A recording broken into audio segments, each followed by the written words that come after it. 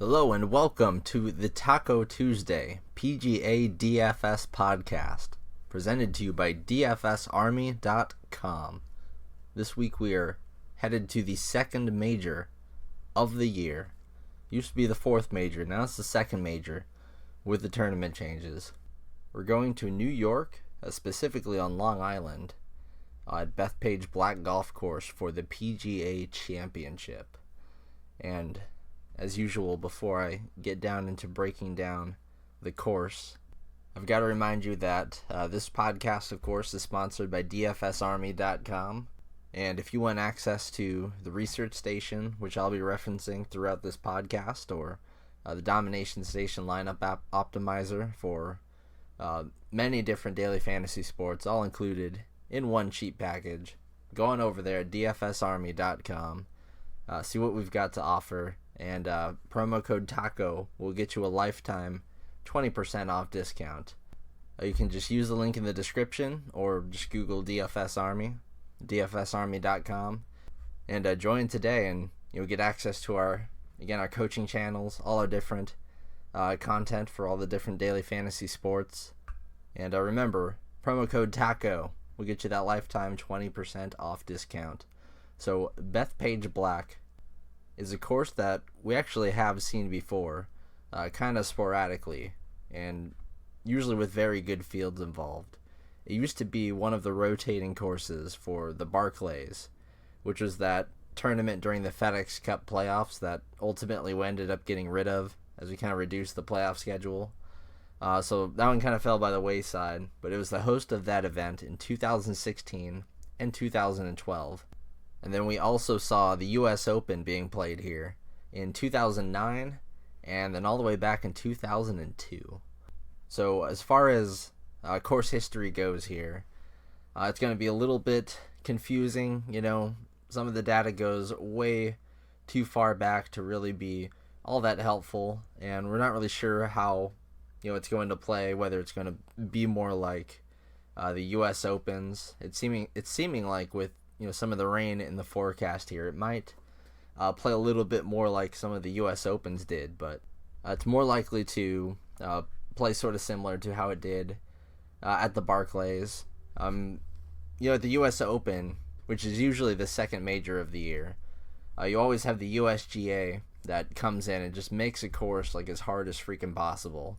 And we have seen, with the PGA recently take over some courses that a good example would be the Wells Fargo Championships Quail Hollow course.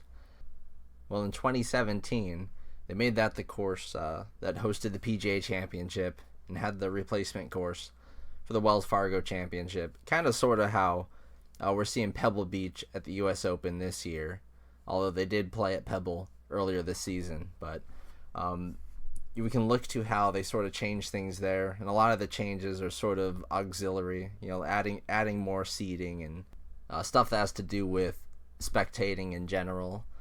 But as far as the course changes, that had also gone through some renovations. That course had gone through multiple renovations, but it did end up playing a bit harder. And then the following year or two after that, the course ended up playing a little bit easier.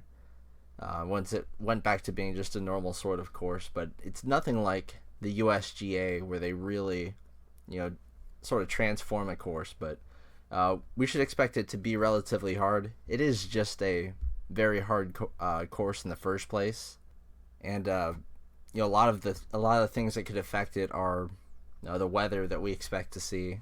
It had been kind of rainier in the area than it usually is, so it could play a little bit softer, but so far it seems like the course is firm enough. It usually is a pretty firm course, but like on Thursday morning, there should be a little bit of rain in the middle of the night, possibly, but really come Friday, it's looking like the Friday afternoon wave. It could be a little bit of rain. The forecast is not as bad as it seemed like it was going to be, but again, get closer to lock and check that out. I really don't think there's going to be like that much of a AM/PM wave, but there could potentially be something like that. Usually on Friday, that's probably looking like that's where we're gonna see that come into effect.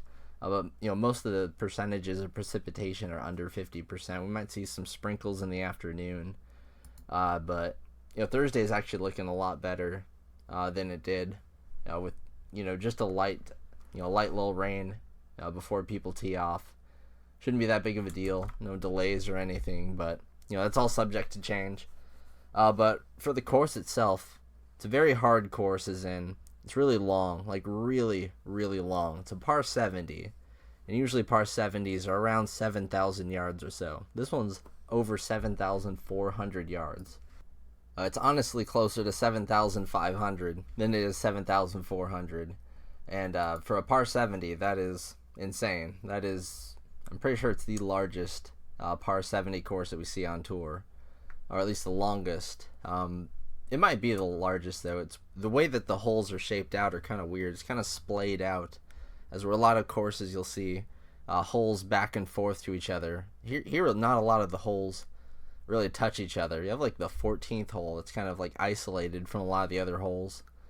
So players will be walking around quite a good amount to get through this course, this really long course, and we've already had a little bit of some fun drama with that, with John Daly requesting a golf cart to ride around in, and Tiger giving him some flack for that.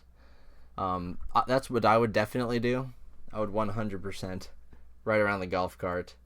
No matter what excuse I have to come up with, definitely a golf cart fan. I don't really like just carrying my bags around there. Even though I don't have a caddy, even with a caddy, it feels kind of wrong. I want to ride around with the caddy, drift around the corners a little bit. But anyway, the way this course is, it's really long, but also just a lot of nonsense to the left and right of the greens. There's a lot of like fescue, and you really, really don't want to get in that. The rough is like 4 inches long, unusual, very thick rough, and there's lots of fun little surprises to get into. The bunkers here are sort of ridiculous. They're just disgustingly deep. A lot of times you'll be hitting right into these fairway bunkers, and the greenside bunkers especially. The course designer really made sure that the bunkers are kind of on the front part of the green.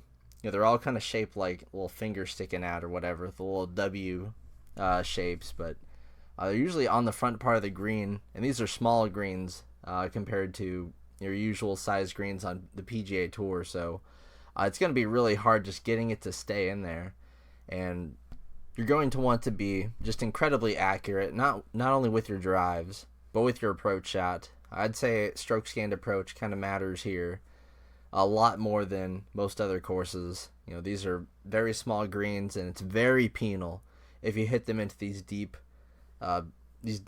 bunkers, where a lot of the times you can't even see the hole. You're taking blind bunker shots.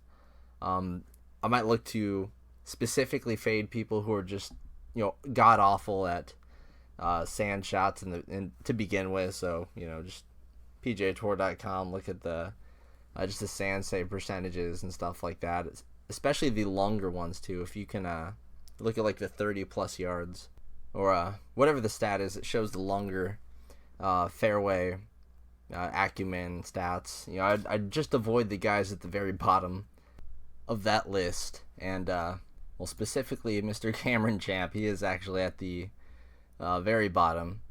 It's honestly really this is an incredible stat here. So I'm looking at sand saves from 20 to 30 yards on the season so far.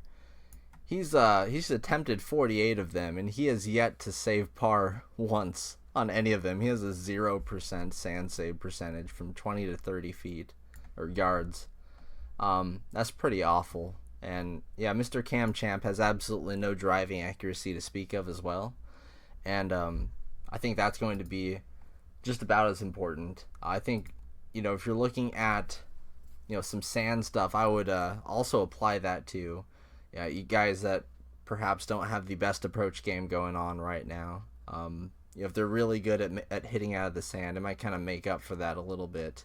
But if you do go after guys for one reason or another, and they're not the most accurate, off the in this case I'm talking about approach, then I would just look into how, just make sure they're not terrible.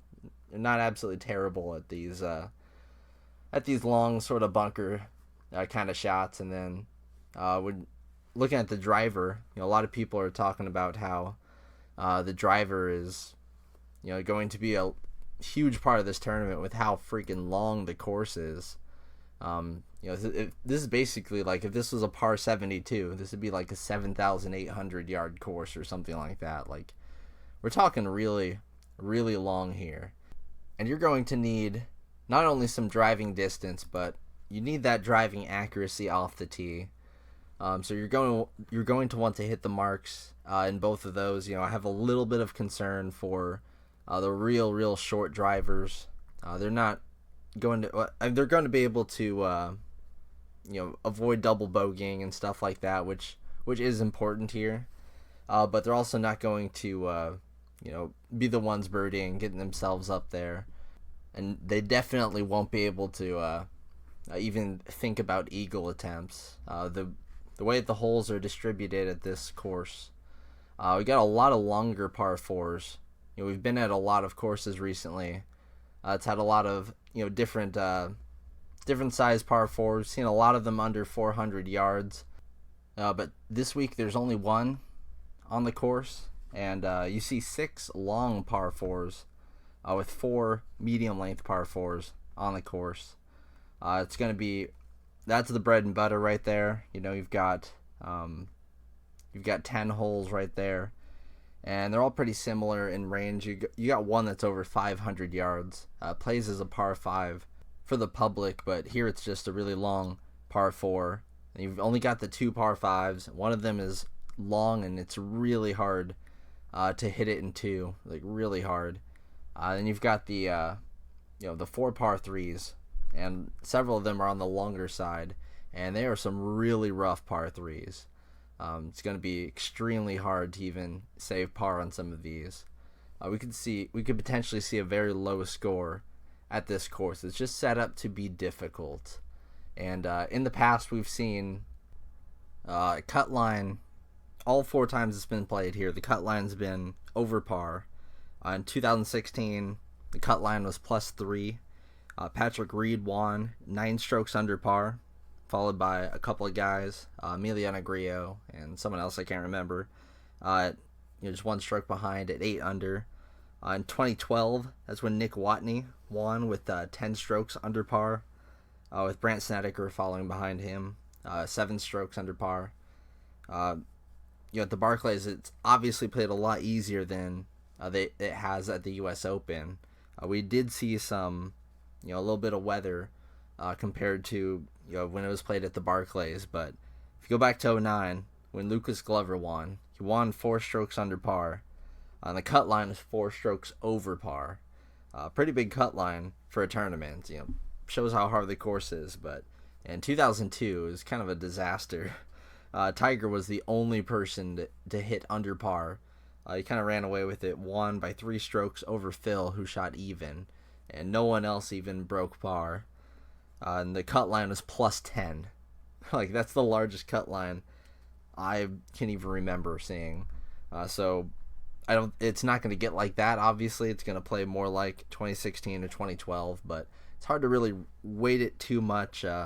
Really looked more to 16 than 12. I mean, 2012 was a little while ago, 7 years ago. If you go back to 2002, I mean, that's like 17 years ago. That's quite a ways to go back for course history. A little bit too far for me. But that's when Tiger was playing in his 2000 to 2005, like, just god level playing mode. So that kind of always throws things off when you look back into that era. But it's a very difficult course. You're going to need total driving. You're going to need strokes gained off the tee. Your driver is going to be incredibly helpful. And then, of course, strokes gained approach, very important. But also, if you don't have that, strokes gained around the green, sand save, gonna really need that. And also, if you're inaccurate, you really gotta somehow be able to hit out of the rough. But you really just don't want to take the inaccurate guys this week. It's gonna be really hard. If if you find your way into the trees and fescue, we've seen, like hole 1 had some trees added.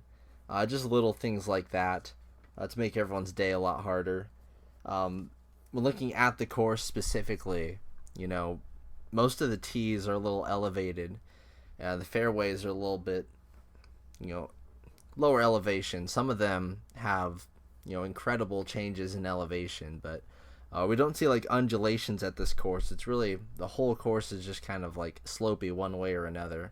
And that kind of works for the greens as well. They're not just like, lumpy or whatever. They're just usually all sloped towards one direction. You'll usually see elevated greens here, and they're kind of bowl-shaped, like we see at some harder courses, some TPC or TPC style courses, and makes it a little harder for the greens or for the balls to stick onto the greens, and they're going to be rolling off into some of the nastiest bunkers that you can even see on the PGA Tour. And that's going to suck, but even if it doesn't fall into those, they'll go into that thick rough that's not great. You can be a little bit inaccurate, but you can't be just wildly inaccurate and hitting into the fescue in the trees. That's no good. We're going to be kind of looking at guys who are good at avoiding double bogeys. I know that kind of lends itself to the guys with driving accuracy, but if any of those guys has any sort of added distance to them, it's just going to be an incredibly helpful skill this week. We're going to kind of throw putting a little bit to the wayside. We're on some POA greens, but they don't really play like the POA greens that we see like on the West Coast swing a little bit. They're kind of unique. It is still really nice to look at some some POA splits and maybe specifically fade people who have been putting well recently on different surfaces. I know we've gone through the Florida swing and we've seen a lot of Bermuda grass greens, so might be a little spot to target fade to some people. I know that Justin Rose is someone that kind of struggles on these types of greens compared to other types. So, and again, you have guys on the other side like Dustin Johnson and Snedeker and Ian Poulter who just do really well putting on POA generally. POA is kind of the higher variance type of a grass you can putt on. So this would be the week of all weeks, honestly, that I would just use like strokes gained tee to green. I'd still would just rather, go in Stat Cruncher or something and just kind of wait, driving distance, driving accuracy, strokes gained off the tee, and then throw in some around the green stuff in there, but, not to the extent as approach and off the tee. Approach always the most important, but man, does strokes gained off the tee kind of rival it a bit this week. It's going to be incredibly important. So yeah, that's what we're really looking for. Just guys that are incredible ball strikers. You've got tons of them. It's a major field, incredibly strong field. We're gonna want to also look at some field rank splits. I've got some for majors and WGC events. Also have a few FedEx Cup playoff events put in there because I also like how this course kind of matches up with those courses as well. You've also got just the long course split, just for all the courses that are just incredibly long for their par. This is definitely one of those. Quail Hollow is one that I can think of as a good example. A lot of your Texas courses, actually, some of your West Coast ones. We saw a lot of shorter like coastal courses recently, like the like Sawgrass, RBC Heritage. But we just want to make sure we're not playing guys that specifically struggle at these very long types of courses. Some of the shorter hitters just find a way to do really well on the longer courses. You guys like Kevin Na as an example I can think of there. A lot of it has to do with their longer irons too. It's going to be something that's key here. We're going to see a lot of longer iron approaches, especially from the guys that aren't able to really crush the ball, or just guys that are going to be playing a little bit safer and maybe going for just safer landing areas and foregoing just really cranking the ball. We're kind of looking at those sort of guys, especially as we see the scores nearer to even than like 20 under, like we saw last week with just the scoring fest there. So yeah, let's dive right in the field here. We're gonna talk about all the guys 10K and above. We had one extra that's now out of the field. Justin Thomas out with a wrist injury. Important to note that. I knew something was kind of bugging that guy. He had injured his wrist at one of the tournaments. I can't remember which one right now, but he had ended up playing pretty decently after that. So we kind of figured it was no big deal. But we saw things like his stroke gained approach numbers finally kind of regress a little bit. It's hopefully it takes some good time to heal, get everything situated. I'd love to use him as a bounce back candidate, especially if he starts playing like he used to, because man, he was just a consistent awesome golfer to roster every single week. So anyway, let's go in the top of the field here with the man, Tiger Woods, the winner of the Masters this year. Just absolutely incredible story. And this is almost where he had broke through last year. He had a really incredible PGA championship. And he didn't really feel like he was going to win the tournament at any time. We kind of knew that it was Koepka's to win, and Koepka's just been destroying majors as of late. But it was I think if I remember correctly, it was he had a great Saturday, and Tiger Mania really started to come into play there, and he put up a solid enough Sunday, just enough to put him in that. I think he tied for second, if I'm not mistaken. But he had just done a masterful job of strokes gained around the green, just keeping everything in the course. This is definitely a thinking man sort of course, and it's it suits Tiger's game a lot. He of course did not play the 2016 Barclays, as he didn't really make the playoffs there. That was I think he only played a few tournaments that year. That was kind of one of his throwaway years where he just really took time to recover from his injuries. But he played here in 2012, finished T38, nothing too impressive, but was very good here at the U.S. Opens, finishing 9th, and of course winning in 2002. Right now the books are giving him 11-1, and that's with a lot of public money, a lot of excited public money coming in from the Masters. So that's highly overrated. His actual line is probably something more like 15-1, but still, it's hard to really argue against Tiger right now. It's great to see him in such tremendous form, and he had honestly put together a solid year, really solid year of making 94% of his cuts, hitting the ball about 300 yards. Recently, we've seen him ramp up his driving accuracy. When he first had that comeback, his driving accuracy was something woeful, like 35%. And he slowly but surely ramped that all the way up to 65%. And over the last few months, it's been around 70% driving accuracy for Tiger. He's really gotten his driver in shape. He's hitting tons of greens regulation. Just doing everything right. He's affordable on FanDuel. I expect him to be popular there on FanDuel, where he's only the 4th most expensive guy. But on DraftKings, the most expensive at $11,300. I never thought I'd see him be this the most popular, or not most popular, but the most expensive guy on a slate anytime soon. But I think at this point you can say he's earned it. If you look, no one's got odds over 9-1 to win. It's kind of spread out up top. Sometimes you see at these majors, like a guy like DJ or Rory will be like 7-1, 8-1, or something crazy. But it's honestly a pretty decent spread. I know a lot of the numbers are kind of they kind of shove them up when it's a lot of the public's going to be betting, especially the odds to win. So those are usually not great bets, like the 10-1 Rorys, 9-1 DJs, and stuff like that. But they really crank up those numbers and the juice on that. But if you look at the adjusted implied odds, it kind of accounts for all the Vegas juice and just puts everyone's win percentages against each other.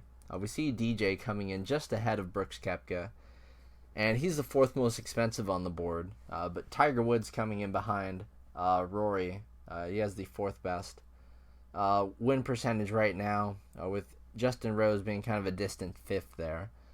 So, with Tiger's form, the fact that he makes about all of his cuts at this point, he's not really that much of a worry to miss the cut. But with such a price, he would need to come top 5, top 10, to really be worth it. And I could definitely see that from Tiger, but it's just going to be such a hassle for the rest of your lineups to really just force him in there a ton, unless you really, really don't like guys like Rory or DJ or Koepka, which it's hard not to absolutely adore those guys.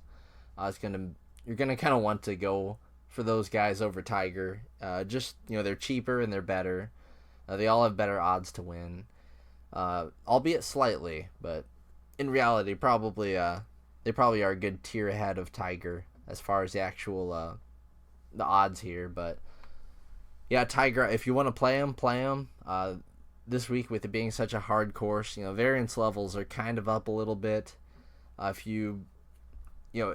I'd feel free to play the guys that you just like and just get some action on it that way. It's not the worst strategy you can use. I always kind of use that as a good divider or decider, between a few guys. If they're very similar value.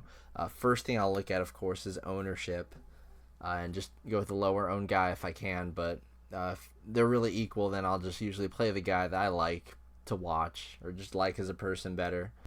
And while I know this tournament's got a lot of public money in it, maybe in like the lower dollar, the quarter, $1, $2, $3, $5, Tiger Woods is going to get some heavy ownership there. But if you're playing anything like $10 plus an entry fee, I don't think Tiger Woods is going to be someone that the Sharks actually use here for such a price, because it just makes so much more sense to go DJ Rory for cheaper. And then Koepka's price is just kind of dumb on DraftKings with how he's been destroying these majors.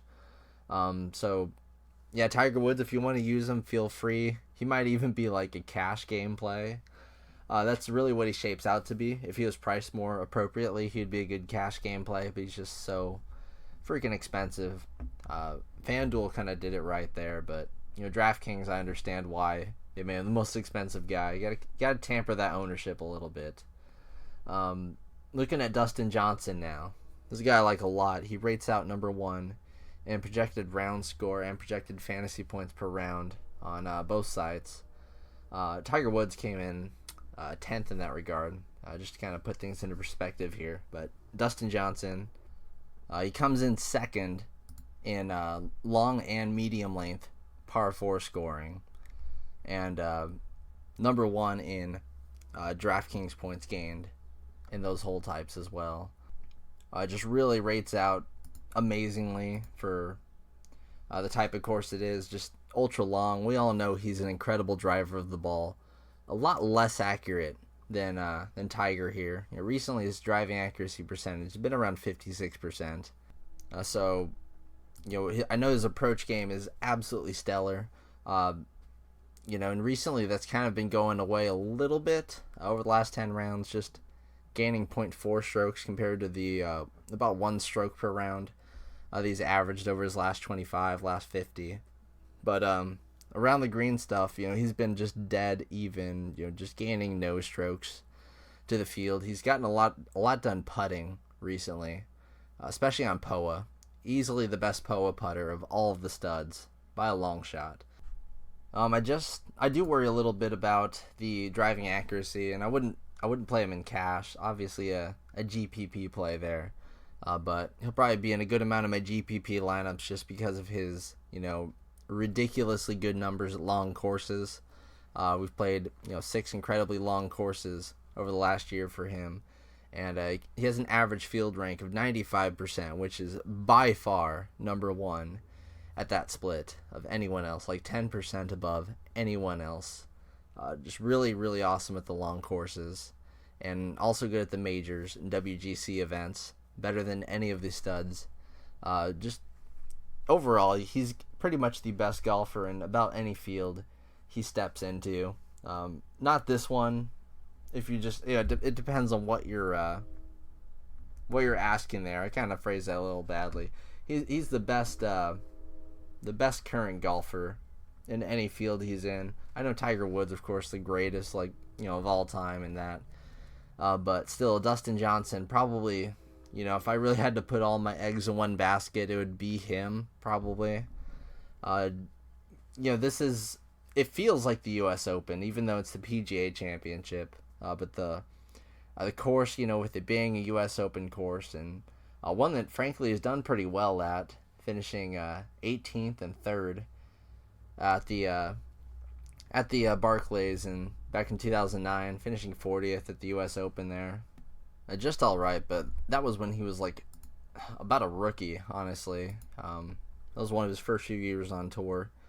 But yeah, Dustin Johnson, somebody I like a lot, just has a lot of that really nice upside we're looking for in tournaments.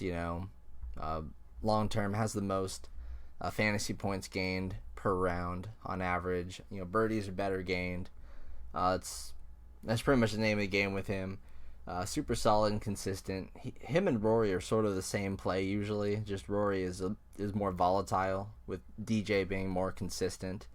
With the course setup, he just kind of rates out a little bit better than Rory this week, but Rory does get to be cheaper than him, which is usually the case, but it hasn't been lately.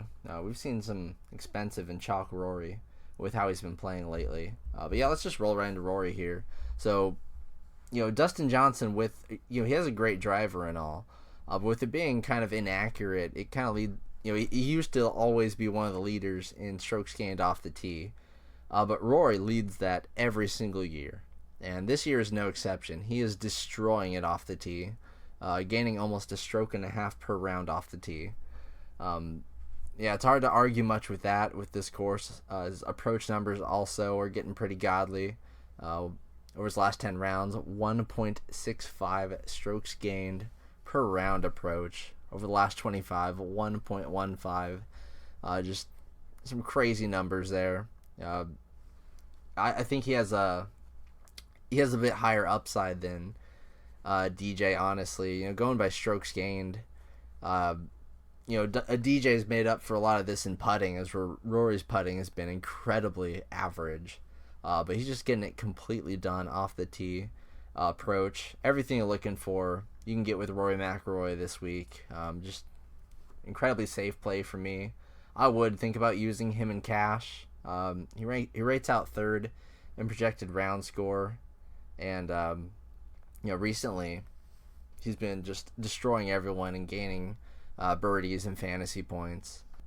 So while I have DJ in, as a big GPP play for me, Rory, I'm considering playing him in cash. I don't have my cash lineup set just yet, but that's someone I'm definitely looking to play in cash. I think his ownership does get up there a decent amount. It's kind of hard to tell who will be higher owned between a lot of the guys up top here. It's going to depend on, the entry level, the guys you're playing against. The big, cheap tournaments. You're going to have more Tiger than other, kind of tournaments. And I think Rory is someone that people are going to be kind of all over. And it's hard to see Dustin Johnson ever being overlooked because we've seen him be incredibly chalk at majors time and time again. But I do think a lot of people are going to gravitate towards Brooks Koepka here, and he might be higher owned than either of these guys. But between Rory and Dustin Johnson, it's going to be kind of close. They're almost the same on FanDuel. So I think Rory will become a little bit more popular there maybe. They're only $100 different in price, but I don't know. I think Rory will come in just a little bit higher owned than DJ maybe, but it's going to be close. And then Brooks, he's had some seriously low ownership, with some bad performances at the Arnold Palmer and the Players, but him coming runner-up at the Masters and him just, having the PGA Championship and the back-to-back U.S. Opens, it's hard to really count against Brooks Koepka here at this at a major. There's I think there's a train of thought going around where people think that Koepka only really cares to play well at these majors. But we saw last week at the Byron Nelson, not really the case. He just kind of rolls with it when he's feeling good. And when he's not feeling good, he can kind of check out of a tournament. We've seen that like the Canadian Open last year, but when he's feeling it, he's feeling it. And boys, he felt it at all the PGA Championship courses recently, riding a streak of 5 top 15 finishes that culminated with the win last year. So, Brooks Koepka, he's going to be the chalk up here, I think. Maybe pushing 20% ownership. I don't know. It's hard to really say that. There's not really much precedence of that, because usually someone that comes in sort of lower projected, overpriced. We saw him in the single-digit ownerships at the Masters. So I don't know how a second there and a fourth at the Byron Nelson will ramp him up. But we can look at his one performance at Bethpage, and it wasn't good. It was a miscut. So that might keep him contained. Maybe people might see that, because that's the only performance he has here. But him being 500 cheaper than Rory and 700 cheaper than Dustin Johnson on DraftKings, a little closer on FanDuel, but his odds are 10-1. That's tied with Dustin Johnson, and it's better than Rory. 9-1 actually. I was looking at decimal, but Brooks Koepka should end up being a more popular guy here. He's statistically hasn't been really doing as much as Rory and DJ. He's had a couple of bad tournaments, but if you really just look at the majors, the ones that matter, it is true that he just kind of crushes those. Has very similar numbers to Rory at the major WGC field splits, but Dustin Johnson and Tiger Woods and Justin Rose actually, they kind of take it a step even further in that regard. So Koepka, he rates out second in projected fantasy point scoring per round, but fourth in projected round scoring. Incredible GPP play, pretty much always. He looks very similar to Dustin Johnson off the tee. Just coming in like a yard shorter off the tee, but a little bit better at driving accuracy. So really, honestly, the last three plays I've talked about, Dustin Johnson, Rory McIlroy, Brooks Koepka, they're kind of interchangeable, to be quite honest. They're very similar odds to win. Ownership should come in fairly similar and spread out. They've all obviously got winning upside. They're all major winners. You can't really go wrong with either of them, but if I had to make a choice, I'd probably avoid... It's hard to say about. I would avoid Koepka and, Dustin Johnson and GPP, Rory McIlroy and cash. That's what I would say. But, Brooks Koepka comes in under like 12 or 13% ownership somehow, which I don't think is possible. But if that were to be the case, I would, I'd be slapping myself that I didn't play him. In tournaments, he just has a lot of upside there.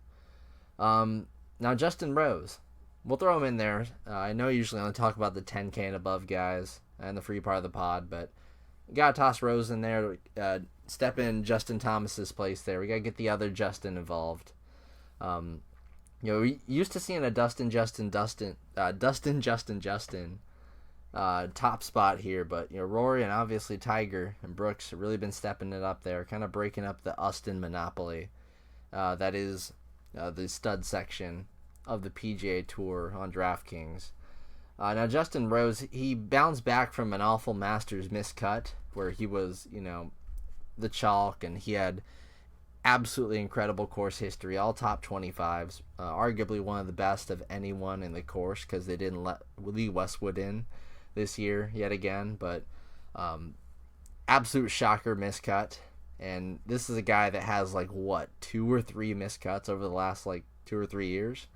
It really doesn't happen often for Rose, but we also saw him put up a really crappy performance at the Arnold Palmer before ultimately top 10ing the next week at the Players Championship. But he bounced right back from that Masters miscut with a third place finish at Wells Fargo. Again, of course, it's kind of similar to this one. The dude rakes out second behind DJ in projected round score, fourth in projected fantasy point score. As far as total driving goes, him and Tiger Woods seem to be the most consistent. Rory also. Rory, honestly, probably number one with his increase in driving accuracy recently, but uh, definitely looking to Rose here because he's hitting over 60% of his fairways, but hitting at 305 plus off the tee. He's always been very, very good at the driver. That's a skill he's had for decades, honestly. And it's not really going away anytime soon. It seems like his game has kind of fallen off a little bit. You're looking at the field rank splits, like 62% over his last 2 events played over the last 8 weeks. And he's played 4 events in the last 15 weeks. So, has not played very much recently to start the year. It's very sporadic, but it's really been either hit or miss, like top 10, or just a really bad performance from him. But I know that he switched his irons not too long ago. That doesn't even really seem to be the problem. His irons are fine enough. Maybe not like Justin Rose good with his strokes gained approach numbers right now. Big thing's been his putting, honestly, and that's kind of what makes him a little bit off-putting of a play. He's not been gaining strokes off the tee. Over the last 10 rounds, only gained 0.1 strokes off the tee. Compare that to 1.5 from Rory. Huge difference there. It's been almost all through the putter where he's gained a stroke per round over the last 10 with his putter. But the problem is he loses like 0.8 strokes on average on POA. Seems like a bit of a trap play this week. I usually love Justin Rose, but he's 18-1. And he's priced right there with, the 9-1, 10-1 guys. We've seen his ownership be incredibly low compared to what we've been used to seeing with him. But I don't even think I can bite it that much this week. He hasn't played great at this course. He's yet to post a top 30 at this course. Just not really feeling Rose this week. Really feeling, the 3 above him. I'll kind of go with the field there. Honestly, they're just the cream of the crop here. And you're going to really want to find those cream of the crop guys. Get them in your lineup some way, somehow. You're going to need to go through some value plays here. But about to go to the VIP only part of the pod as we go through the deep dive in the field. If you want to join us and gain access to that, our Domination Station lineup optimizer, our research station, and get all those things included for other sports as well, baseball, football, basketballs, doing arena football coverage now. I mean, things are crazy over here. NASCAR, we have been slaying NASCAR tournaments. We keep winning whatever the biggest tournament is each week. We're just slaughtering that thing constantly. It's been very fun, the NASCAR world. And of course, golf. We cover lots of sports here at dfsarmy.com, and you can join and get that lifetime 20% off discount using promo code TACO. So check us out at dfsarmy.com, and I'll be right back for you VIP members. For the rest of you guys, I will see you next week.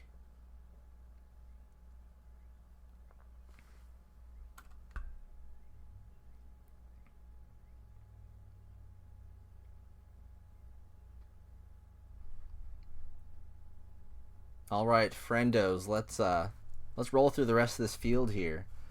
We've got, obviously the biggest names in golf outside of Justin Thomas. They all showing up here. It's a major. You know the drill. And, something we saw from recent majors so far this season is that the pricing has been a little bit tighter and nicer than we're used to seeing. I think there are pretty good prices at the like Sawgrass, for example, the Players Championship. Pricing is really solid and fair there. The Masters also, just a little bit tighter than we're used to. Before they would just put absolutely ridiculous, ludicrous prices on tons of guys. We're kind of seeing again this week. The field is kind of priced pretty appropriately. You've got some guys, like guys who have done stuff recently or just kind of a little bit mispriced here. You've got a handful of them. But for the most part, the pricing is pretty spot on. And we're going to, I know we're going to want to fit as many of the 10K plus guys in our lineups as we can. I think a lot of people will kind of gravitate to going sort of mid-range this week and just loading up on the quality there. Because the quality of this field does drop off pretty significantly once you get through the lower 7Ks and into the 6Ks. And you got a lot of garbage plays, too, that you can't really do anything with. But Going through the top part of this field here, Francesco Molinari. He's a little overpriced on both sites. He's going to be the lowest owned, sub 10% guy from this upper tier range. We know he can win major tournaments. He's already got a major on his record now. Looked awful last time we saw him at RBC Heritage, which was a course that he's really supposed to do well at. So that kind of worries me a little bit. But I know, strokes gained approach, I'm not worried about that whatsoever.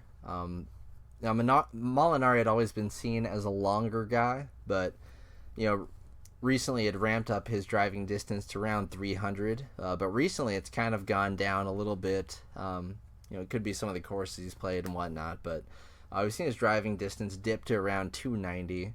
Kind of just what we're used to seeing from Mr. Molinari. He's kind of lightning in a bottle, maybe a GPP, sort of long shot-ish. But not someone I'm generally that interested in. He's 25 to 1. John Rahm is cheaper than him, and he's 17 to 1. So it's it's hard to make a play like that straight up with me not having the greatest of feelings of Molinari to make any sort of pivots there. So yeah, John Rahm there at $9,500. One of the best plays on the board. Very, very cheap. Priced up pretty decently though on FanDuel. He's just been rolling with the top 10s this year, making every cut and just doing it effortlessly, destroying birdies, fantasy points, and something that's honestly been, shocking to me is he's really started avoiding the double bogeys that plagued him in the past. Now I saw another young golfer do just the same sort of thing that he's been doing, Justin Thomas. He was someone that was plagued by some rough play and double bogeys, putting some snowmen on his card, but once he got that together, he became one of the most consistent guys on tour. You're seeing young John Rahm just really break out and show that he's one of the best golfers on planet Earth, just absolutely destroying it recently. Over the last 25 weeks, he's played 10 events with an 85% field rank split. That is incredible. That's up there with, just a slight step below the DJs, Rorys, and Tiger Woods of the world there. And, that price is just excellent for him on DraftKings. Underneath him, we've got Ricky Fowler, $9,300. Another guy. Really solid price. Pretty similar value to Rahm. He's more of a real safe option. Now that Rahm, he has some, he can have some temperament issues. Fowler, he'd be the one I'd pick to top 10, as where Rahm would be the one I'd pick to top 5. That's kind of the separator I'd have between them, Fowler's ranking out 7th in both projected fantasy points and projected round score. So his value is pretty decent. 7th at this course, most recently at Bethpage, the Barclays in 2016. And just rolling with the form, making pretty much all of his cuts. A cash game consideration, really strong cash game play actually. That's probably where I'm going to play him. Not sure if I can fit Rory and Ricky together, but that would be a really solid start for cash games, honestly. Underneath him, another cash game god, because the dude doesn't miss a cut. He, Mr. Tommy Fleetwood. It's officially been over a year since he missed the cut. He most recently missed it at the Wells Fargo last year, and he has yet to miss a cut. He looked like he was going to at the Masters, bounced back there, ended up being just fine. We saw him put up a really nice showing at the Players. It was the week after he finished 3rd at the Arnold Palmer Invitational. The dude rates out 5th in projected fantasy point scoring per round. He always really excels in that split. Every single week we see it from him. He's just excellent at things, all things DraftKings scoring. Super solid to make the cut. He's just finally priced up appropriately in a major. And we haven't seen the best performances from him at the PGA Championship. He's actually done really poorly in his first 3 tries. And T35 last year was the only decent performance we saw from Fleetwood at a PGA Championship. But the dude has evolved so much as a golfer. Still going to be on him plenty. If you're talking strokes gained off the tee, that is his game. his game has been super solid and consistent. Wish the approach numbers were better. Honestly, they're really just kind of mediocre right now. But he can make up for that, that specific flaw that he has with some really good around the green numbers. Just compared to all the other studs in this range, only one better has been Tiger, and Tiger's just insane around the green. So Fleetwood, I think his whatever weaknesses he has is made up by just his around the green work. I think that'll make up for whatever he'll lack in his approach game, and he's going to be taking better approach shots because he's just so good at driving the ball effectively. I mean, he's hitting it 304 off the tee with a 64% driving accuracy. Him and Fowler actually have very, very similar numbers in that regard. John Rahm as well. All these guys are great total drivers. It kind of creates another little pocket of value, just like the DJ Rory Koepka thing up top. Rahm, Fowler, Fleetwood. I don't think you can really go wrong with any of these three guys. Maybe Fleetwood is the one sort of unproven-ish sort of guy, as where Fowler just destroys the PGA Championship every year. He might be the safer play, with John Rahm being the GPP play, but Fleetwood, definitely someone I'm just going to want to have exposure to, because I think he's the course fit play. Honestly, he's this suits his game, to be quite honest. Xander Schauffele, $9,100. I know that he excels particularly at majors. Would just destroy the majors last year. I think he kind of struggles a little bit at longer courses. Now, note that this is my guy right here, but his driving accuracy has been struggling just a little bit. He's kind of overpriced for his value here. I know he's got winning potential and all, but he is a little bit of a threat to miss the cut occasionally. Looked awful at the Players, missed the cut there. Was runner up at the Masters, of course. Excellent showing there. A lot of the reason he's priced over 9K here, but 63rd the following week at RBC Heritage. Not a great look from him, but that's what we've seen from Schauffele over the last year or so. The upside is there, undoubtedly. Gonna need some ownership, and again, this is my guy, another fellow Taiwanese man here. You know how much I love CT Pan. Well, Xander right there too. Love the guy, but I don't really like rostering him in DFS just because he's usually a little too popular for what he's kind of worth. I mean, I understand his upside and all that, but I don't know. He's just one of those guys. Whenever I actually go in to use him, he freaking sucks. He's terrible. Maybe it's just a little bit of personal bias there, but I honestly, weeks like this, I'm looking for reasons to fade people because I just want to play too many people. So I'm not too huge on him, but honestly, there's definitely a case for him.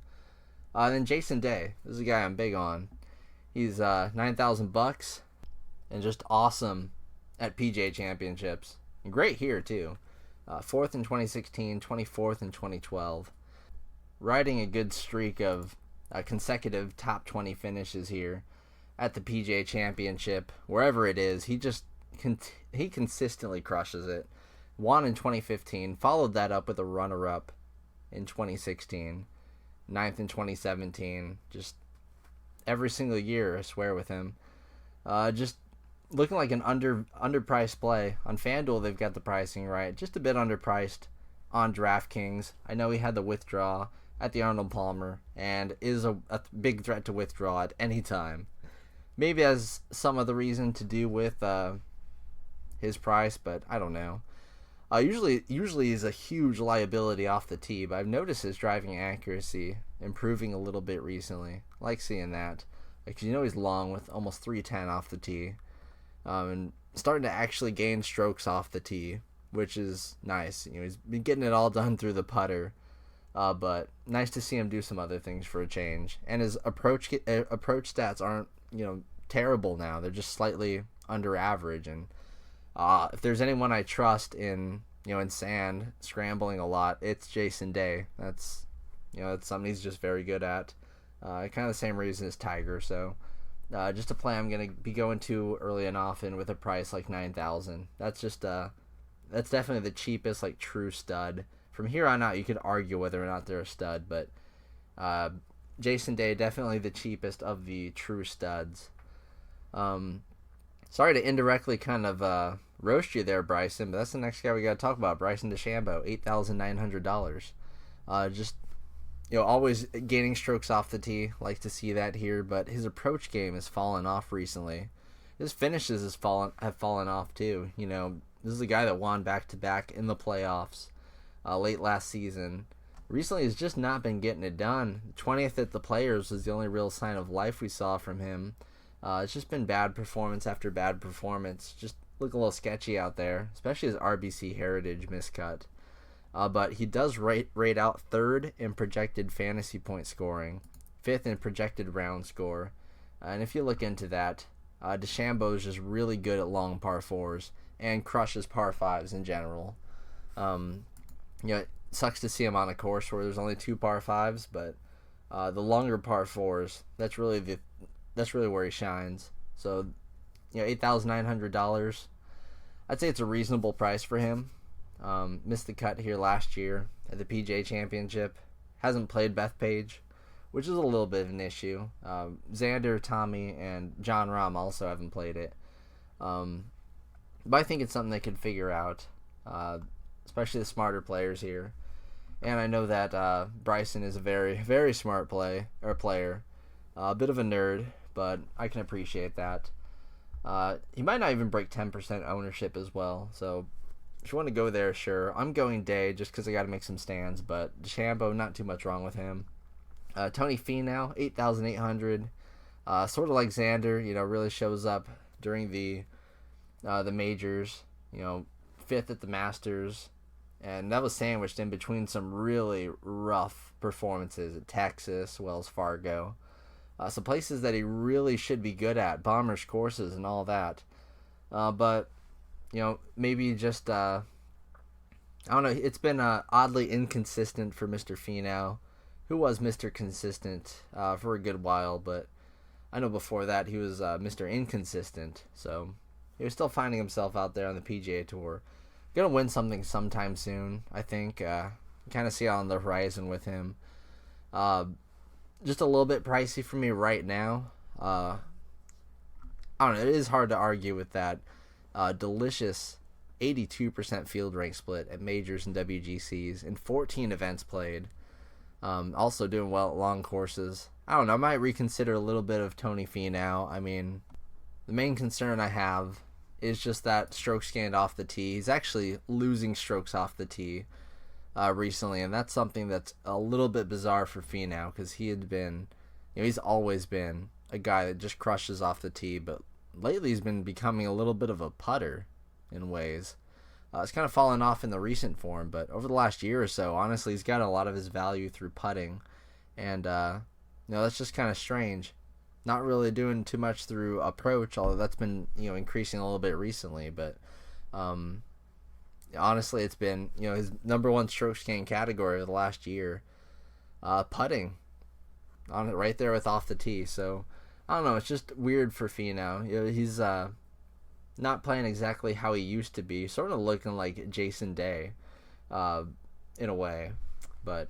I mean, I'm all over Jason Day this week. Who knows? Maybe I should play a little bit of Finau. I don't know. I'm just not going to play him because I know that he's someone that's very popular. Just was 5th at the Masters. Just kind of an ownership thing. Also 12th at Bethpage in 2016. So $8,700, Mr. Matt Kuchar, the last Super Chalk person that the public remembers seeing at the Masters, where he finished 12th because he always does well at the Masters. He just always does well in general now. Like, ever since he went heel, that full heel turn, the dude has just been beasting out.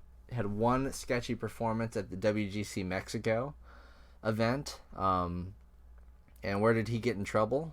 In Mexico with his Mexican caddy. Not saying there's anything to not saying that's the reason he's been playing so well or bad or anything. Just a funny coincidence there. Because other than WGC Mexico, he's been absolutely freaking crushing it on tour. Multiple wins, runner-up at the RBC Heritage most recently. Like I had said, 12th at Augusta, 7th in Texas. Just dude's been lights out all year long. Absolutely incredible stuff from him, destroying greens in regulation. Only issue he's been just short off the tee, 292. It's not short enough where it's like super worrisome, but that along with the price jump, he was in the 7Ks at the Masters. Now he's $8,700, becoming a bit more appropriately priced. Still love me some Kuchar. I don't know if I can squeeze him into my cash game though, which is so weird because he's like always in my cash game. Does have a shaky history here. No finish better than T38 here at Bethpage Black. But yeah, he's finally priced above Jordan Spieth. How long did that take? It took so long. They finally figured it out. Why not segue in right into Spieth here? We got a little ways to go here. Spieth, he's been sucking. Every single week, it's like, oh, he's back. Oh, that's right, he can't play on the weekends. Oh, he's back. Oh, that's right, he can't play on the weekends. So, he's on the front page of the leaderboard for a little bit and then just craps out to a low 20s finish. That's sort of been his MO recently when he's not just full on missing cuts. He was 10th here in 2016. So that he's got that going on for him, but he has good course history everywhere because he used to just kill every single course. He's just taken such a huge step backwards, and his driving accuracy is like among the worst on tour. I can't mess with that this week. I've not been messing with Jordan Spieth at all. I've been completely unsubscribed from him, and it's been working out so far. It's looked bad on Thursdays and some Fridays, but the dude's always just cooling off and never making me pay for fading him, and I think just everyone's fading him at this point, but I don't even have a but. I'm just not about Jordan Spieth until he proves me otherwise. Hideki Matsuyama, $8,500. As always, gonna be one of my best plays. Did miss the cut here in 2016, but he's just too good. His approach numbers are finally starting to tail off a little bit, but off the tee, it's been super consistent. 62% driving accuracy with 304.5 yards off the tee. Just looking awesome. Made all of his cuts on the air. Maybe lacks top 10 finishes. Not really putting him up like a guy like Ram or not Ram. Oh my gosh, Ram. John Rahm for $1,000 more. But still, just super consistent. Cash game consideration, if not cash game chalk. Just doing everything pretty well. No real weaknesses. Usually it's putting. He's actually been gaining strokes putting over his last 10. It's remarkable. And gaining a lot of strokes around the green pretty consistently too. Do like to see that out of Matsuyama. I know that's something you get with him. That's going to be handy here. So I like Matsuyama in all formats. Patrick Reed, most recent winner at Bethpage Black, won in 2016 for the Barclays there. Missed the cut last year in this event, but runner-up in 2017 at Quail Hollow. His form has fallen off tremendously. He's just not been doing great, even at courses like Byron Nelson, where he's good at. T63 last week, just the form's not there. But he won most recently at this course, so it's kind of a one way or the other, hard to really choose sort of play.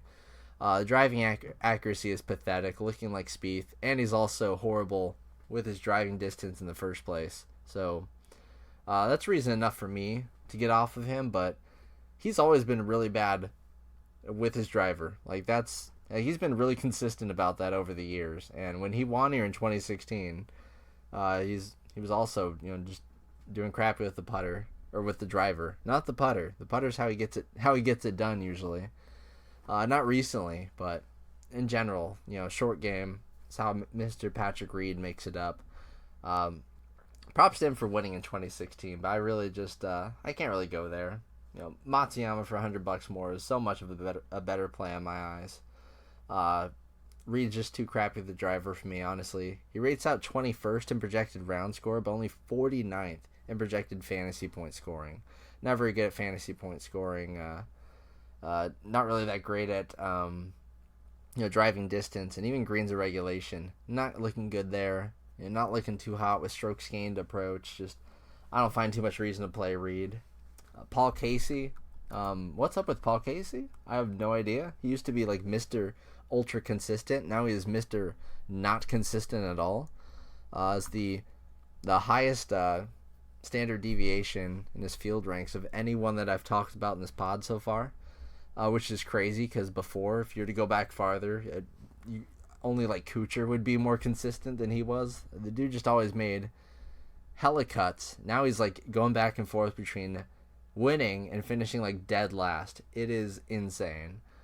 He literally went from like dead last at the Players, ruining everyone's day, to winning the next week of the Valspar Classic. I don't know.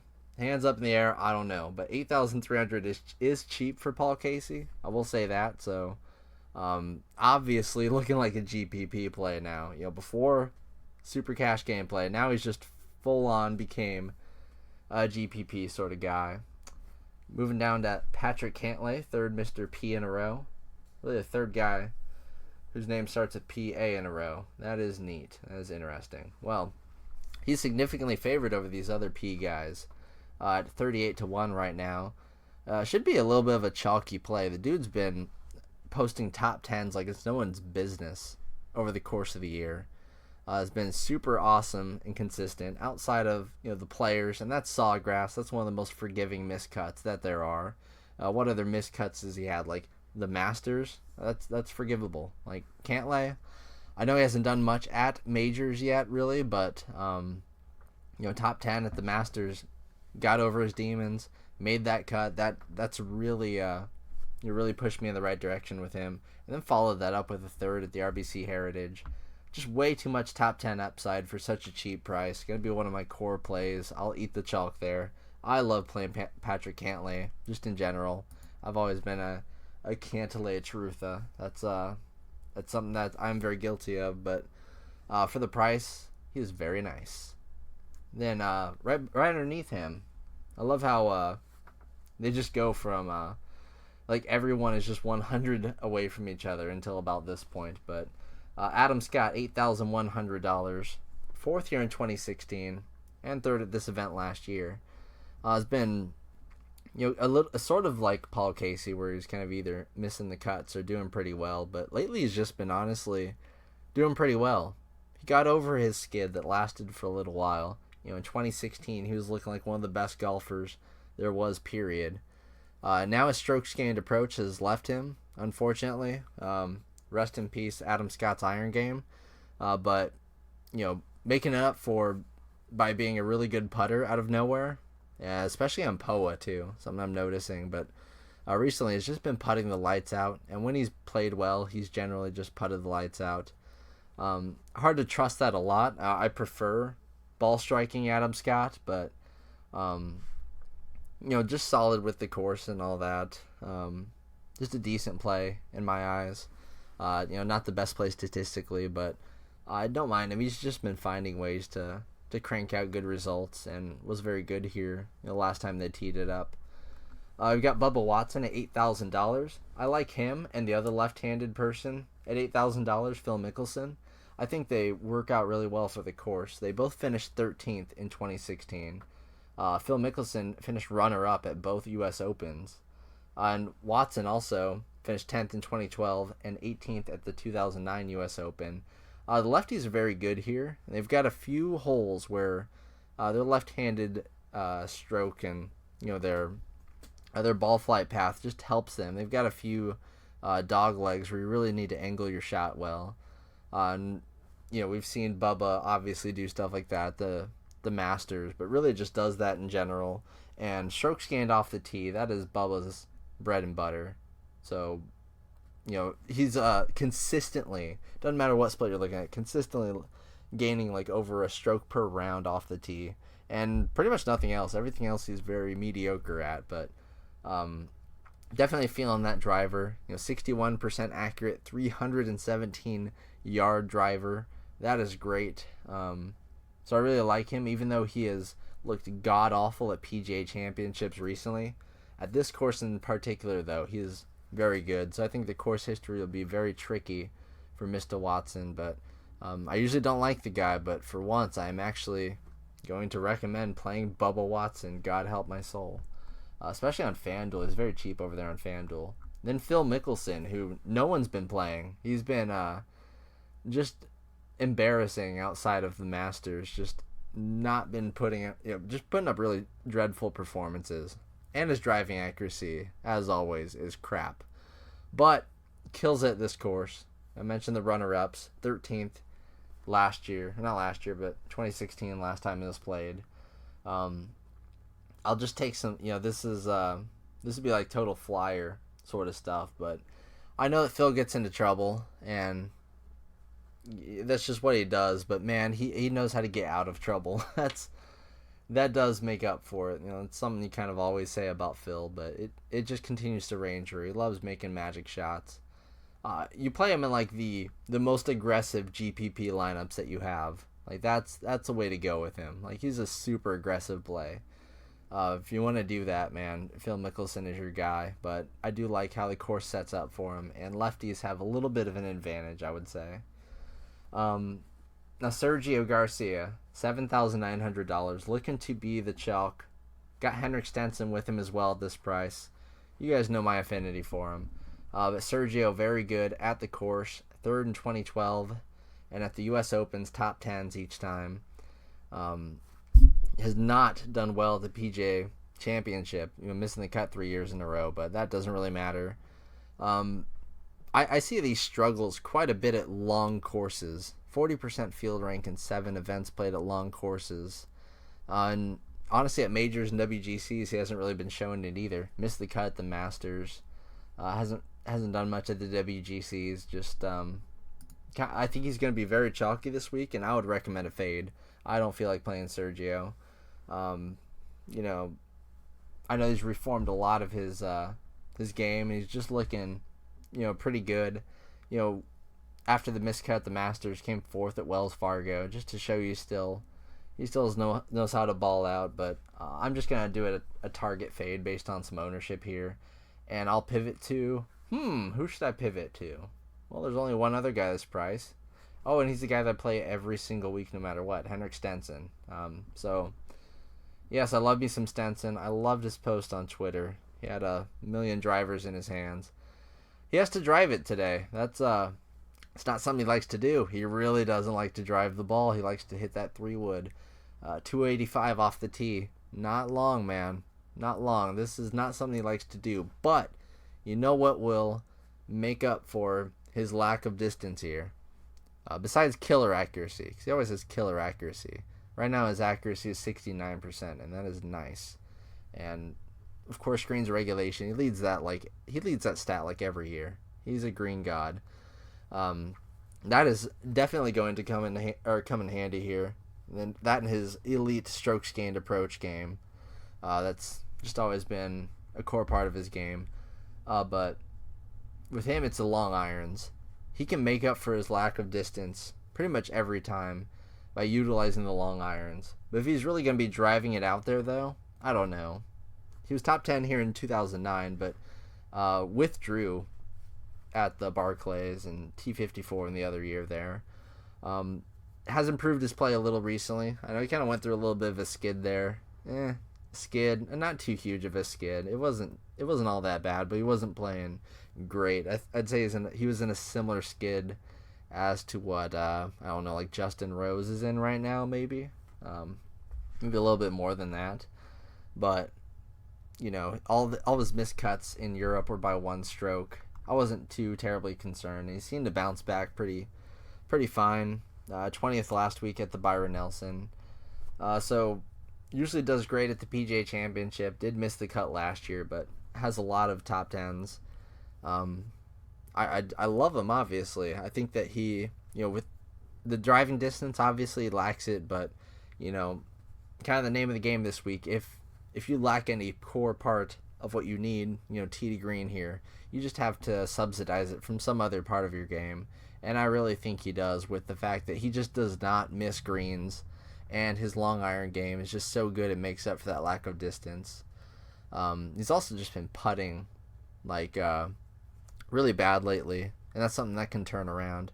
He actually gains the slightest amount of strokes on POA compared to the crap that we've seen from him recently, just the subpar performances. But Yeah, Spieth, or not Spieth. I never like Spieth, but I always like Stenson. I play 30% of him every single week, so I don't really have to think about it much more past that. But for once, I have not been recommending it to you guys, but for once, you can actually kind of follow me this week. I think he's great. He's cheap.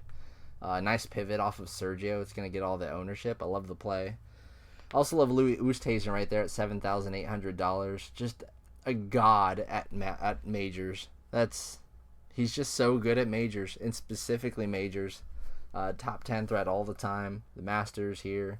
It's crazy consistent here. Runner-up in 2017. Fifth here in 2012 at Bethpage.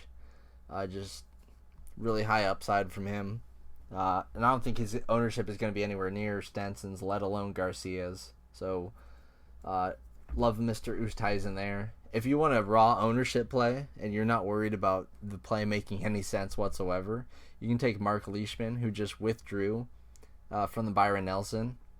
And he has also missed the cut here in both the times he played at the Barclays. And those are reduced fields too, so really bad miscuts.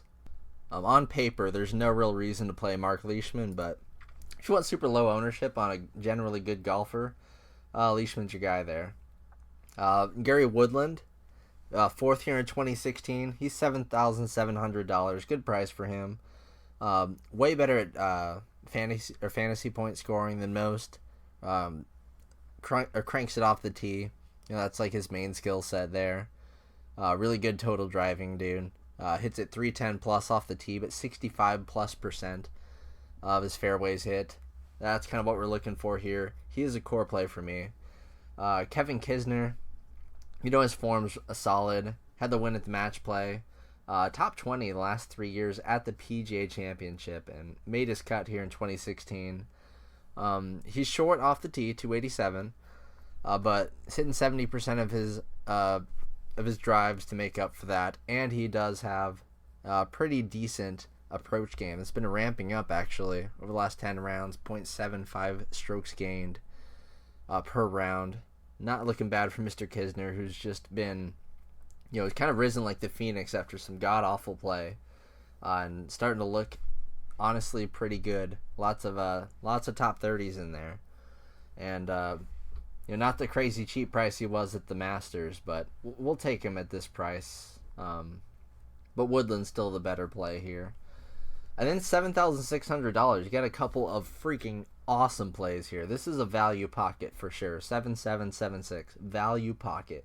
Webb Simpson, $7,600. That is a sick price for him. Riding 3 straight top 20s in a row. Just looking incredible, honestly, if you look over the past year or so. 79% field rank split in majors, WGC events, and 84% in long courses. Just excellent stuff. Awesome around the green game. His putting has kind of dipped recently as we've been at a lot of Bermuda, but he putts better on POA. The same goes for Kisner, actually, but Webb Simpson especially so. Love Webb Simpson. I could not love... I think he's one of my favorite plays on the entire board. I love going with Simpson here. And then you've got the hottest golfer in golf, I guess, maybe? I guess it cooled down with a T69 at Wells Fargo, but oh my gosh, sorry, just had a little burp had to come out. But Mr. Jason Kokrak, my God, just riding a crazy amount of like top 20s and stuff. He hasn't missed a cut yet, but it almost looked like it at the Wells Fargo. Seemed like the wheels maybe started to come off here, but nice little bonus for Kokrak. Besides having some like elite form going on, he's generally an amazing total driver, and he's been like that his entire career too. He's very, very good at the driver, and his approach game has been awesome lately. We have seen him struggle a little bit around the green, but and also some negative POA splits compared to how he's been doing on Bermuda. But 7th not last year. Yeah, I'm used to saying this. 2016, Bethpage Black, 7th, his only performance here. So he makes for a really good play in this range. He's actually drifted the most on Vegas of anybody so far, going from just 93 to 1 to 83 to 1.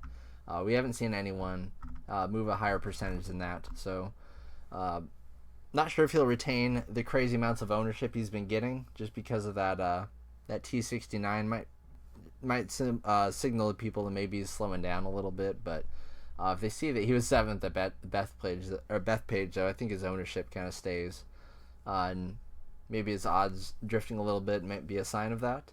But you've also got in this just value-packed range here, Ian Poulter, who has been amazing this year. Just absolutely incredible, super consistent. He made all of his cuts and lots of top 10s, top 15s. Good at this course, too. Top 20 in 2009 and made the cut in 2012 when he played. Yeah, he's just a super solid play. Not really getting it done in one way or another, but I will say that his POA putting splits are absolutely amazing. He's been losing some strokes approach recently, is a little bit worrisome, but makes up for that with good around the green stuff. But yeah, that the POA putting splits right there with DJ is like the best in the entire field. Starting to lose my voice a little bit here. I'm just gonna run through the rest of the field here, just point out some plays I like. So Snedeker, a lot of people know that he's better, like a lot better on POA than other surfaces, and very good around the green. He's short off the tee, but 287, that's kind of forgivable. Doesn't have the 70% driving accuracy to go with that, and honestly does struggle a bit in greens. It's going to keep me from playing him too much, but I will play him. He finished second here in 2012 at the Barclays, and I think he has a chance to do something sort of similar. He tends to just kind of come out of nowhere. He screwed me over at the Masters. I tried playing him there, but he's just going to be one of those like really, really low owned dart sort of plays with all those much better plays around him. Ryan Moore has been very, very good at this course. 10th, 24th, and 7th in the last 3 times he's played here, and just been playing pretty good in general. Has had some good performances, like 3rd at Texas. Last week he disappointed. I thought he was going to do really well last week. I kind of ate that there. The issue here is he only hits it 282 off the tee now, like very short, but makes up for that a bit with really good driving accuracy, really good strokes gained approach, and honestly a pretty good short game as well. So don't mind the play there. Sung J M at $7,400. Actually made the cut at the PGA Championship last year. It's kind of fallen apart a little bit recently, but still has a lot of recent top 10s, albeit they're all at weaker fields. It does tend to play better at weaker fields than majors and WGCs where he has struggled, but he does play a little bit better on longer courses. I don't like how his strokes gained approach finally fell apart, though. That's the one thing I got against Sungjae this week. Probably going to mainly avoid him because of all that, too. Seeing him at 144-1, not terribly encouraging. Billy Horschel finished 13th here in 2016, $7,400. He's a guy that just makes cuts anyway, anyhow. I know he's been seriously struggling lately, but if you want another long flyer, he could be a really awesome dart to throw. Rafa Cabrera Bello at $7,300. He hasn't played the course yet, but that's just a good value in general. Makes 88% of his cuts. Good tee to green stuff and good putting on POA actually. So I like Rafa Cabrera Bello there, real safe play. And then Lucas Glover at $7,300 got his major victory here at the U.S. Open in 2009. Overcame some kind of crappy weather, but put on one heck of a show. Has been, he finally broke his streak of either missed cut or top 15, which is all he's been doing over the course of the year. It's been actually insane. Him and like Michael Thompson, they've just been doing that, and I don't know why or how. It's just kind of came, and I don't know. I think he's going to get popular. He's under 100-1. He's one of the only guys in this entire range I see at that mark. So we're talking double-digit ownership here for a low 7K guy. And his missed cuts on the year, honestly, have been at places where I've loaded up on him, and he's looked awesome. Course history, everything, and he's just failed. So I'm just kind of hoping for something like that, and I'm not really going to worry about playing him too much. I'll let everyone else take him. You can go to Joel Dahman, who, outside of like a 4-week skid of just forgetting how to golf, like the Monstars took his golfing powers or something, he's turned around from that. really quickly. His 4 top 16 finishes in his last 6 events played. Most recently, a runner-up at the Wells Fargo. Pretty similar course. Nice little setup. I know he does a lot better at scrubby events and does really bad at majors so far. But give the guy a little bit of time to develop. I'll still take some shots at him here. I don't think that he'll be a slave to that forever, but that is something we have seen with him. Keith Mitchell, if you're a crazy person, you can kind of go with him there. Although I don't mind him on FanDuel. His price is actually pretty decent, but I mean the kid there. Killer Keith is very good with strokes gained off the tee. It's like it's really, really what he's good at. He's been all right with approach and stuff, but his win mainly came through the putter. But I don't mind a guy who's 60% on fairways hit. He's hitting at 309 off the tee. Should help him a lot here. Still a first timer. I still kind of like Dahmen a little bit more. I'm not even sure why. His approach game isn't insane like it was late last year, like best in all the PGA Tour. That's kind of come down to earth, but I don't know. I guess him and Mitchell are sort of interchangeable values here. Cabrera Bello, I kind of still like him a little bit more. And then Glover would be a good play, but still target fade for me. I'm not really buying Zach Johnson anymore, even though he's $7,200. Sorry, buddy. Not very good at FanDuel, or not FanDuel, but DraftKings scoring in the first place. So I don't think I'm missing out on too much there. A decent kind of crazy-ish play would be like Sung Kang or Siwoo Kim in this range here. Thorborn Olesen. These are some really high like volatility dudes, and I think that a play like that could honestly pay off pretty well, especially if you get them at very low ownership, because I don't even think that a stud is guaranteed to win here. We've seen at the PGA Championship, some middling or awkward kind of winners,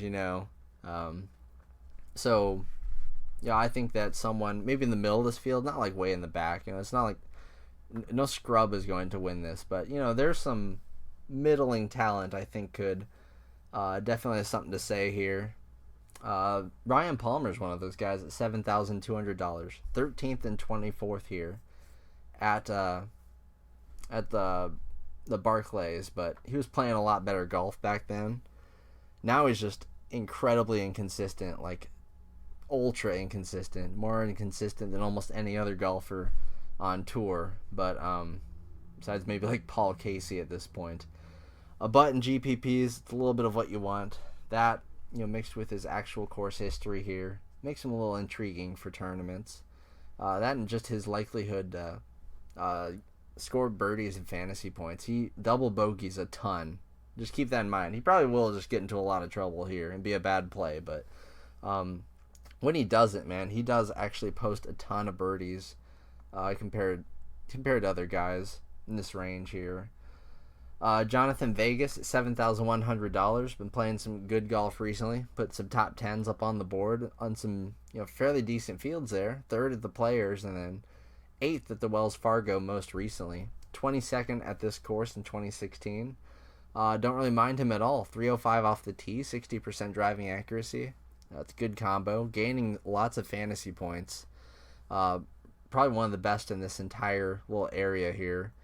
Just a play I don't really mind at all, and that's Vegas is someone I've tried to avoid rostering for a little while, but I almost never like to play him, but this is definitely a spot where I could see it happening. The course really rates out well for him, and he's just been playing pretty well and has somewhat of a history here. Matthew Fitzpatrick, I don't know if this course is really for him. I know he's good at the driving accuracy, greens a reg, kind of like Molinari here, but shorter off the tee, and he's been playing all right.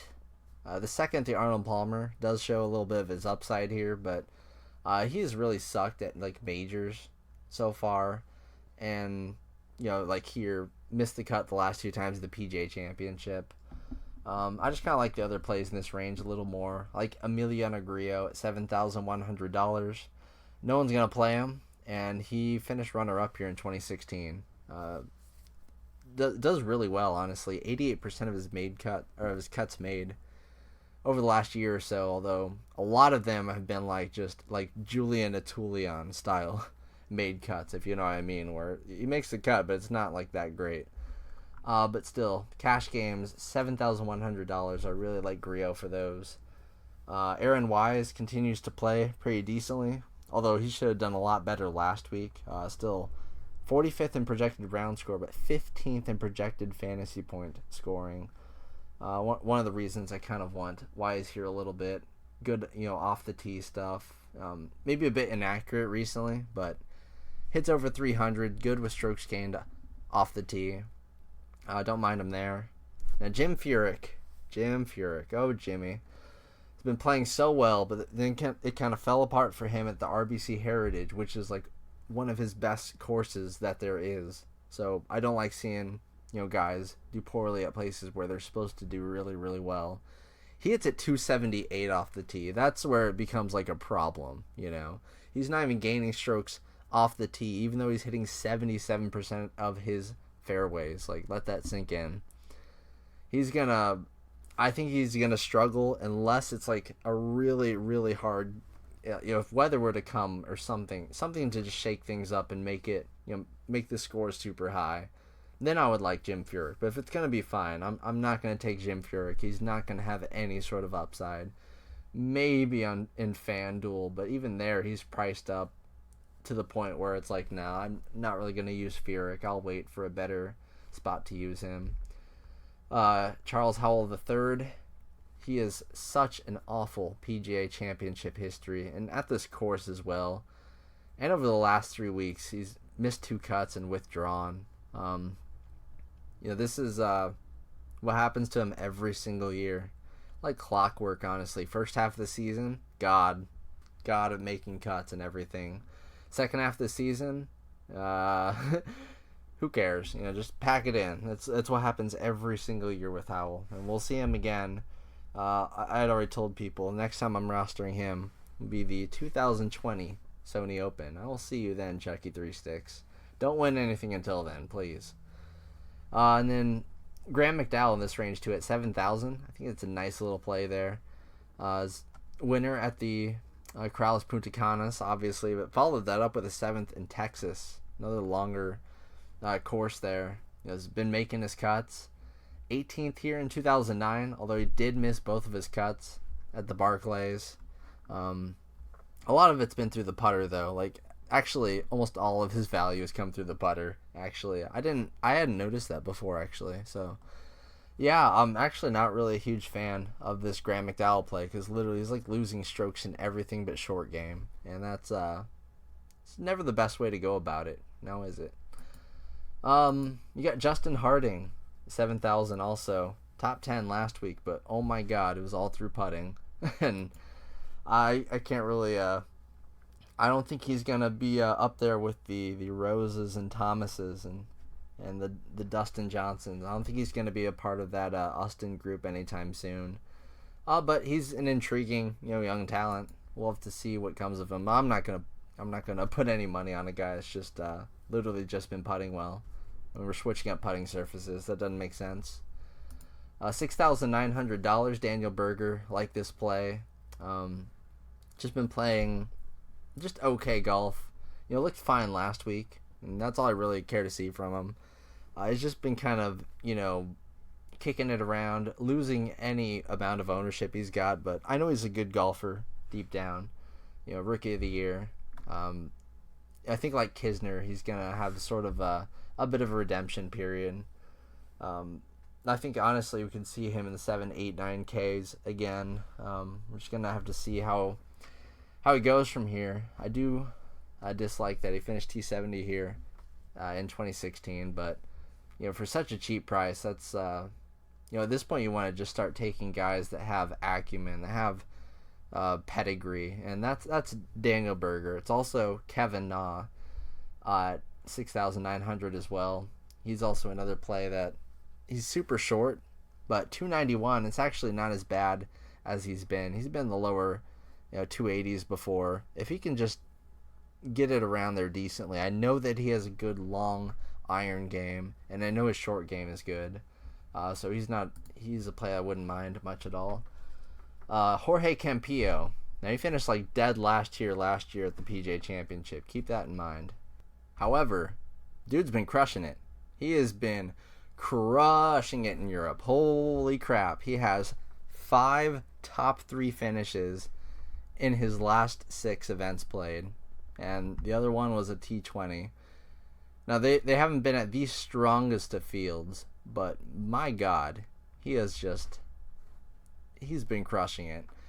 And Campillo is a guy he's a solid golfer, honestly. We don't see him around here very much, but he is a really good golfer on the European Tour, very safe and steady. $7,100 on FanDuel, that is a ridiculously good value. I would hop on that on FanDuel. He would be a great punt, just with how insanely good he's playing right now. That's like 100 more than minimum price. That's gonna be one of the better FanDuel plays this week for sure.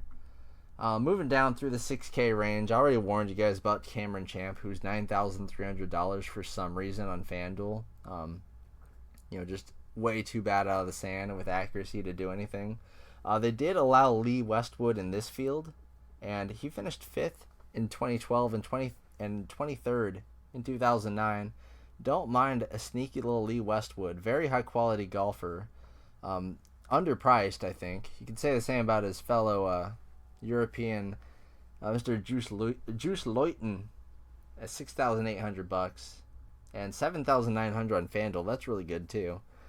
So I don't mind these Euro guys here, but I really do like Lee Westwood.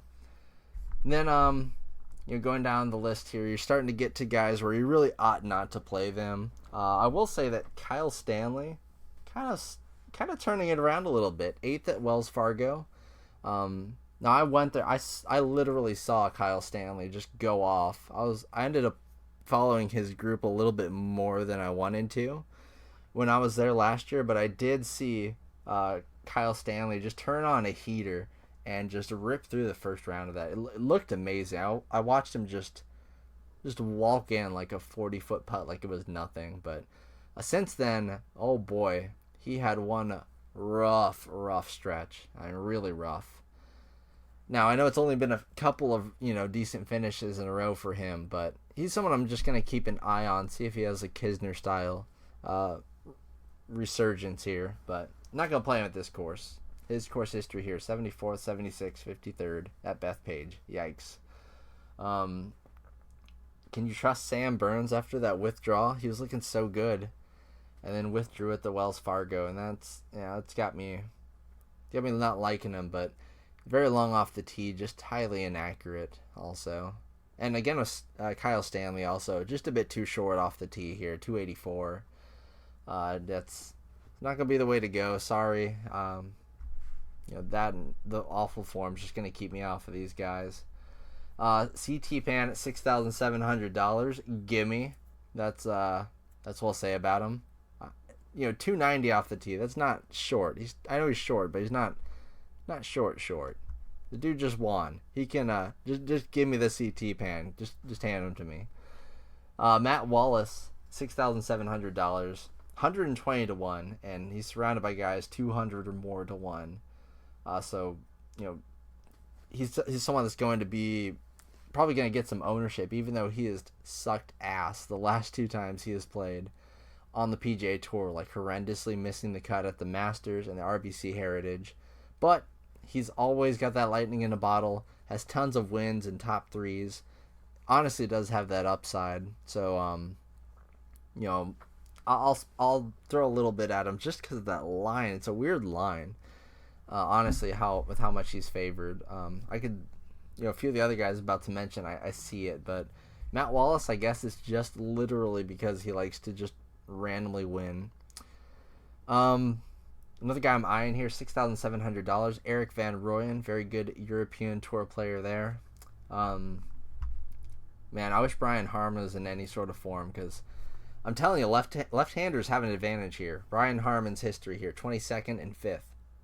I mean, look at Phil's, look at Bubba's history here. Left-handers crush it here, dude. Where's Ted Potter Jr.? Give him to me.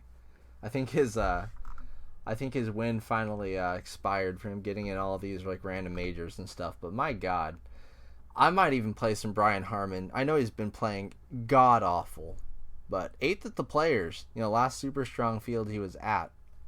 Yeah, it's worth a shot. 24th at the Wells Fargo not too long ago. I know it's sandwiched between some bad miscuts, but man, he's good here. The lefty is so good here. Got to have a little bit of Harman just to have him.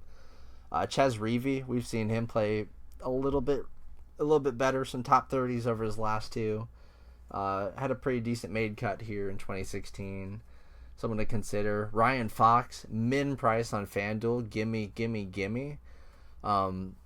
We haven't seen too much of him on the PGA Tour yet. Only 12 rounds from him, but so far we've seen is a really crazy long driver, but no driving accuracy. But that's kind of true, but he's super consistent over on the European Tour there. Very good golfer. He's actually made all of his PGA Championship cuts. 27th last year. Of course, he hasn't played this course before. I will have some shares in GPP to him. And then moving down along further, $6,500 and below, it starts to get a little rough. But Scott Piercy, who followed up a third-place finish at the RBC Heritage with a runner-up at Byron Nelson last week.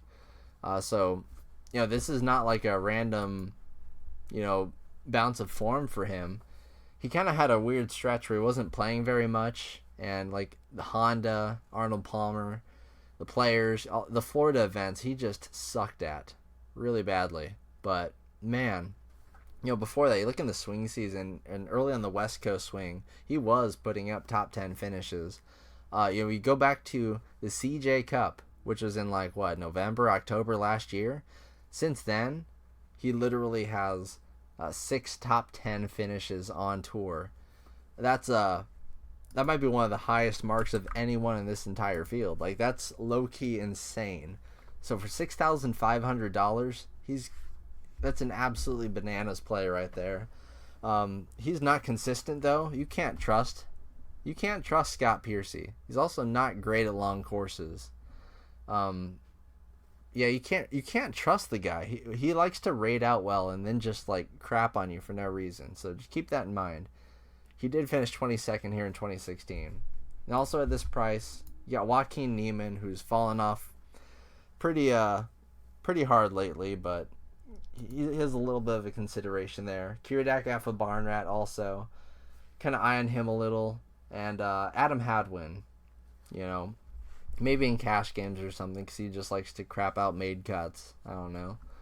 It's hard to really go in on any of these plays and feel too confident. Alexander Bjork, I like him on a similar level as Eric Van Rooyen. But the real European Tour play down here is Julian Surrey. 15th at last year's PGA Championship. Don't see him too much on tour, but he's a very good golfer. Try and have some shares to him at $6,400. Then I got to go to my... I'll have at least one share of my one of my favorite golfers of all time, Steve Stricker. 279 off the tee. This is not a good play. Don't actually play him. It's probably him and Jim Furyk. You want to leave the old man alone for right now at this course, but I do just like me some Stricker, and he's just so cheap. He's made all 3 of his cuts here at Bethpage Black for what it's worth. Although they weren't that great or anything. And then one of the last plays I'll talk about here at $6,300, a play that should get somewhat popular, I'd imagine. Dylan Fratelli, super cheap, and he's made 5 cuts in a row now. I know the last one, T67 at the Byron Nelson, was not very not the greatest of cuts you can make. Didn't really do much on the weekend, but very good at avoiding double bogeys, and strokes gained tee to green has been looking pretty solid lately. I know Fratelli, I'm not sure how to pronounce it. It's one of the two. I like Fratelli because I love the band the Fratellis. It was one of my favorite bands growing up. But nonetheless, Fratelli was actually very good on the European Tour, steady and consistent and solid. So, yeah, I wouldn't mind getting in on him. You have to fade Brian Gay. I know he's been playing like ass, and you're going to fade him anyway, but he's way too short off the tee. He's one of those guys that I do not think will be able to kick it around here. And after that, honestly, the field just gets so bad, you're not going to want to play any of these guys, especially the weirdos 2,000 to 1, the former champs and all that. Just no, absolutely not. So that'll do it for the Taco Tuesday PGA Championship pod. It's been a fun one, and I will see you guys. I don't even know where we're going next week, honestly. Surprise me. Hope it's somewhere good. 3M maybe? I don't know. But yeah, I'll see you guys later. Have a good PGA Championship, and win all the money. See ya.